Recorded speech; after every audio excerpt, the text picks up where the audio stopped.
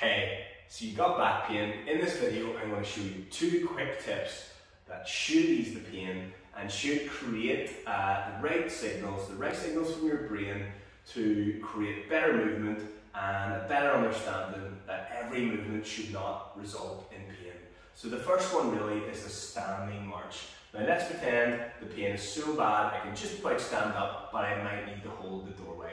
So what I'm going to do is imitate a march, alright? So let's pretend I'm holding the doorway, and all I'm going to do is bring one leg up, like I was walking, and then swap to the other side, and I'm trying to stand up tall. I'm going to take this hand away. I recommend that you do this barefoot. These are minimal shoes, so it's almost like being barefoot, and I'm simply doing about 10 to 20 reps of a standing march, alright? Notice that this knee is up, this opposite arm is up, I've got good posture, my chin's in, my head's back, and I'm standing tall, nice and easy.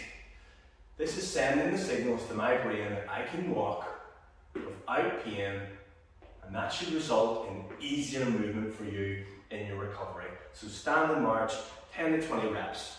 Pretty simple and really, really beneficial when you're struggling with the pain in your back. Apart from that, this one is called a hip tilt. Now it's a little bit more awkward to do, and you will need a step, or you may need the stairs. Let's say we're on the bottom of the stairs. Now I'm going to stand, and I'm going to keep this leg straight, alright, nice and straight, and all I'm going to do, you might be leaning against something, is tilt my hips. So watch that my hips are in the same position. Whoa, let me just grab the broom shaft.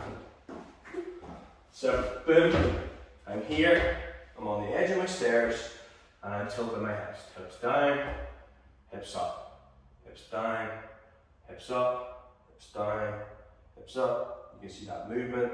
It's actually quite awkward, it's a bit tough to do, but again, it's moving my lower back. And this is kind of what happens when you walk.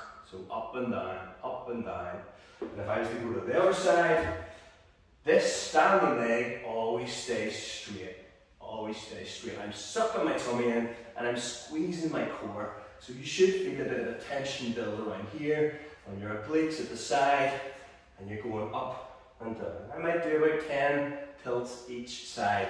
Now I'm going to show you what that looks like if I was facing. So this is my standing, bottom of the stairs, I'm on one step, standing tall. Notice that this leg stays completely straight. And just tilt my hips down and up.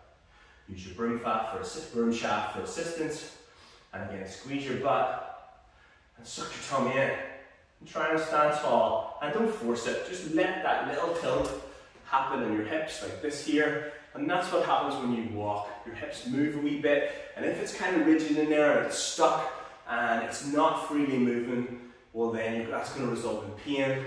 And obviously it's going to affect how you walk and how you move and how you see movement or feel it or even think about it. So I hope that helps. Practice those 2 movements and get some relief, okay?